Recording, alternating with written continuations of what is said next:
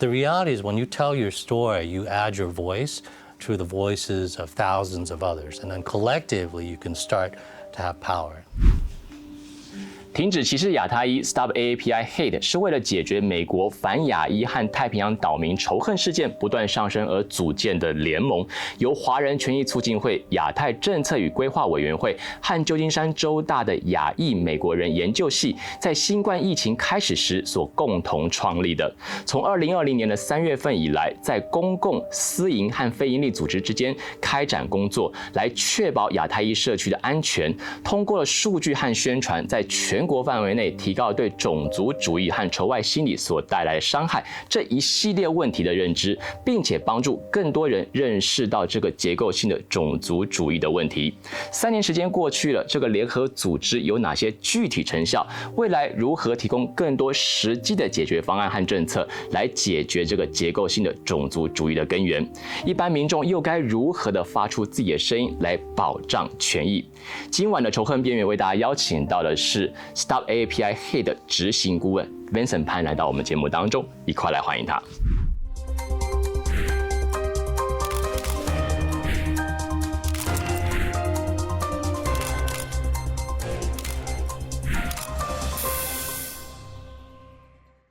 各位观众朋友，晚安！欢迎您收看今天的《仇恨边缘》。在今天的节目当中，我们特别为大家邀请到特别来宾呢，是华人权益促进会的联合执行总监，同时他也是我们今天主题的这个 Stop AAPI Hate 的执行顾问。一块来欢迎 Vincent Pan 来到我们节目当中。Hello, Vincent. How are you today? I'm well. Thank you for having me. Yeah, thank you for joining us. Yeah, so before we jump into the topic, could you please tell us a little bit about yourself, your background, and what's your role in the Stop AAPI Hate? Sure. Well, I'm a co-executive director of Chinese for Affirmative Action, which is one of the founding partners of Stop AAPI Hate. And so in that role, our organizations help to power Stop AAPI Hate, and I serve as an executive advisor to the coalition. But I've been with CAA. Since 2006. And so, I'm a resident of San Francisco. I care deeply about the community here, about the Chinese American community, about the Asian American community. And a lot of that comes from my own background. I'm a child of immigrants. My parents are from both mainland China and Taiwan, but I was born here in the United States. And so I've always understood the challenges that immigrants face and have tried to do something with my life to make things better for everybody. So what's the function of the 华人权益促进会 CAA? Yeah, so CAA was founded in 1969, more than 50 years ago, to protect the civil rights of Chinese Americans and to advance multiracial democracy. So some of the work that we do includes direct services for immigrants here in San Francisco, but always with the goal of trying to change our laws, change our public policy to make things more fair, not just for our community, but for all communities. And that's one of the reasons why we started Stop AAPI Hate, because we could see this problem as it was becoming a bigger and bigger issue for our community. Let's talk about Stop AAPI Hate. As we know, the inception of the Stop AAPI Hate in 2020 was a pivotal moment. So can you tell us a little bit about what led to its creations? Sure. The reality is that even before it became very well known, we had been doing this work. And we had been doing this work because you could see from the way politicians were talking about the pandemic that it was going to have a very dangerous impact for Asian Americans. And in particular, the way the former president really racialized the pandemic using language that was very hurtful, but also very dangerous. And all that rhetoric was already having an impact before the pandemic even arrived in the United States. And so we were getting calls from community members who were sharing their stories of being harassed or bullied. We were seeing in San Francisco Chinatown that many patrons were staying away from businesses. So we knew, and also because we knew of history, how national leaders using racialized, racist language can start to have an effect on the way everyday people treat one another. And so that's why we created Stop AAPI Hate. First, to start to try and understand what was happening in the community and to give community members a chance to tell their stories, to share their experiences, because they wanted to see something change.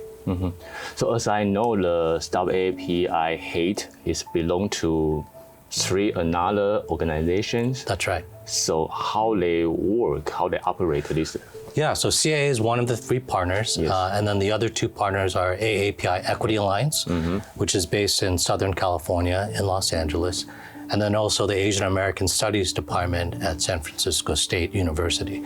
And the way it works, like with a lot of our work, these issues are very, very large. And so it's very difficult for any one organization to be able to fix the problems on their own. And so these 3 organizations all bring different strengths. Some of us do direct services, some of us do policy advocacy, some of us do research, and then we also represent different parts of the community.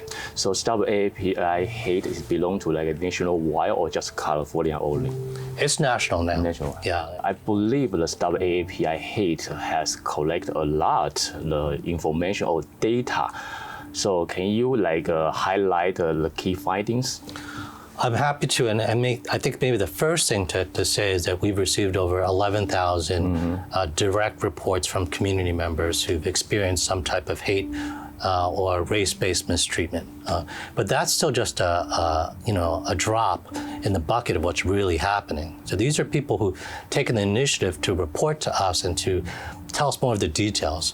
But when we conduct research polls and research surveys of a statistically significant sample, basically, like you use statistical methods, the real number is close to 2 to 3 million.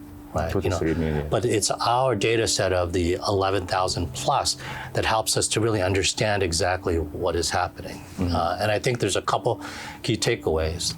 But I think another big takeaway from the data is that most of it, unfortunately or fortunately, cannot be prosecuted, right? And in the United States, we have very strong freedom of speech laws. And there are some things, if it's just verbal attacks, remain legal. But that doesn't mean there's not anything we can do about them.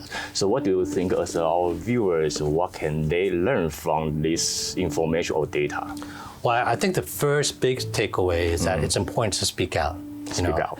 Because I think before we started collecting the data in 2019 and 2020, these challenges were happening, but they were not getting the media attention that they deserved, right? And, sometimes people say, well, if I report, the police won't be able to do anything or the government won't be able to help, so why should I bother reporting? Right? But the reality is when you tell your story, you add your voice to the voices of thousands of others, and then collectively you can start to have power. I see.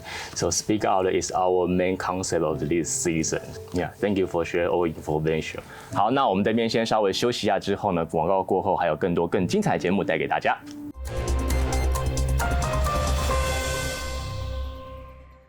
运营像 Stop AAPI Hate 这样的组织，必定会面临许多的挑战跟困境。如何面对这些困境跟挑战，又如何应对日益严重的种族主义和仇视亚裔的心理所带来的伤害呢？继续为大家邀请到 Stop AAPI Hate 的执行总监 Vincent Pan 来到我们节目当中。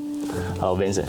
So can you tell us more different story about the Asian hate incident? Well, I think, the majority of the incidents really have to do with verbal harassment. It has to do with people, being mistreated, not necessarily physical assaults.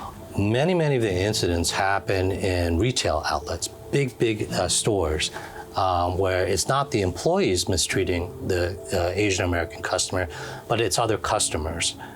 Saying, mean comments, racist comments, maybe just nudging them or pushing them.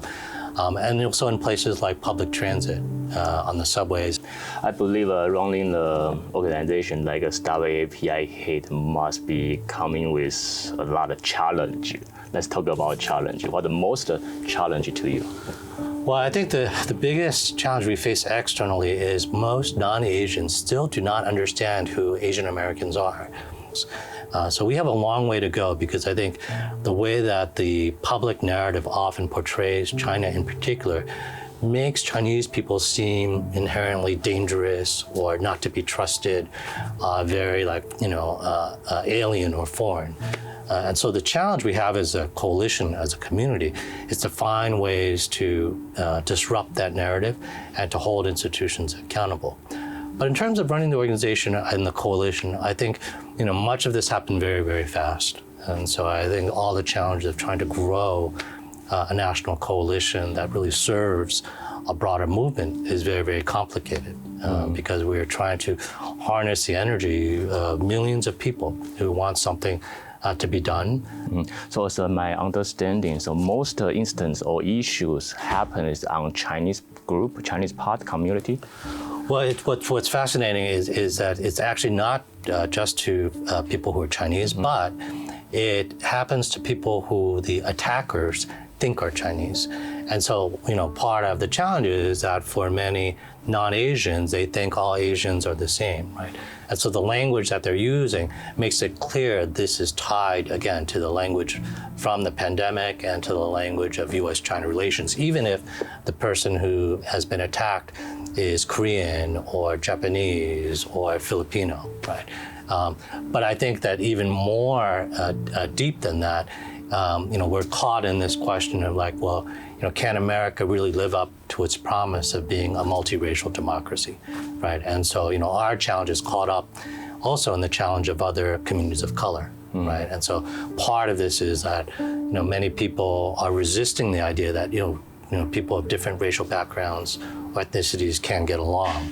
And so, as a result, all types of Asians as well as, all types of people of color have been subjected to this type of mistreatment and abuse. So it sounds like a lot of challenge over there. So what makes you and your team keep going? Well, I think, the beauty of the United States is in some ways that you can do something about it, right? And that as difficult as the world may be, the world is also of our creation, right? And so at least for me, I would much rather have the opportunity to do something than sit and watch and be a passive recipient of things that I don't like.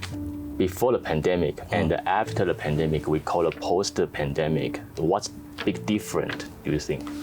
Well, I think the biggest difference in terms of challenges now, people are not just in their homes. Kids have gone back to school, and so you have many, many more interactions that give rise to potential conflict. And so I think we have to really continue to focus on making sure that people do not become complacent and think, this is just an issue from a couple of years ago.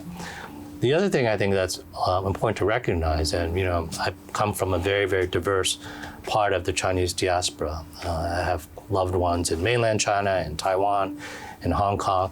But we need to understand that in the United States, for many people, they don't understand those issues well, but that those issues are fueling a lot of the misunderstanding and a lot of the bigotry. And so post-pandemic, when we see stories about, Chinese spy balloons or the dangers of TikTok or US-China trade wars, it's very unfortunate, but we need to understand that those issues really drive how Asian Americans are treated. Now, during the pandemic, it was an escalation of that, and you had a president who used very specific racist language, and so you could draw the direct connection. But historically, what we know is that in the United States, whenever you have these tensions or conflicts with non-white countries, those same communities in the United States oftentimes suffer, right? So I think, our work becomes more difficult in that way. So whole situation will getting worse? I think the problem's becoming more difficult. I think it's more difficult because, sometimes when you have a leader like Trump, he's using very racist language, people can see it, right? But it's becoming more difficult because now folks will try and use language that maybe isn't as offensive, but the underlying challenge is still the same. In terms of the number of hate incidents, we've not seen a decrease. We know that oftentimes what the media will cover are the most tragic, the most horrible, acts of violence, physical, attacks, the shootings, and that's one measure. But we also know that, the bullying in the schools, the harassment at the workplace, all of these things also matter. And unfortunately, those things have not decreased. Wow, I believe our viewers got a lot of information from you. Thank you. Let's take a break from here. Okay. 那进段广告之后呢，待会儿还有更多资讯跟大家一起分享。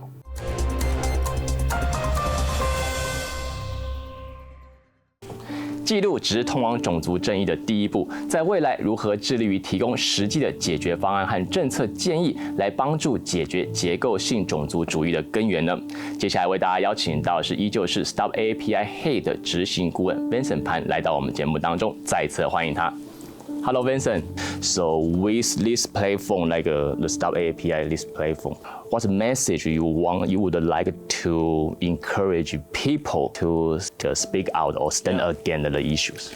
Well, it's such a good question, because in my experience growing up in a very, very big Chinese family, I know that at home people are not quiet and people are not silent. But you go to a Chinese restaurant, it's always very loud. So we have the capacity to speak out. And so I know that sometimes the stereotype of Asians being quiet and submissive is really one that sometimes non-Asians will put on us. But I know that that's not true when folks listen. Right. So in my view, I feel like our community has always spoken out, but sometimes people refuse to listen. People refuse to listen. Sometimes people refuse to listen. Sometimes they don't offer services in language. They don't provide the translation. So they're not getting a real picture of what's actually going on. And that's one of the things I'm very proud of at Stop AAPI Hate. Our website that allows people to report is offered in about a dozen different languages.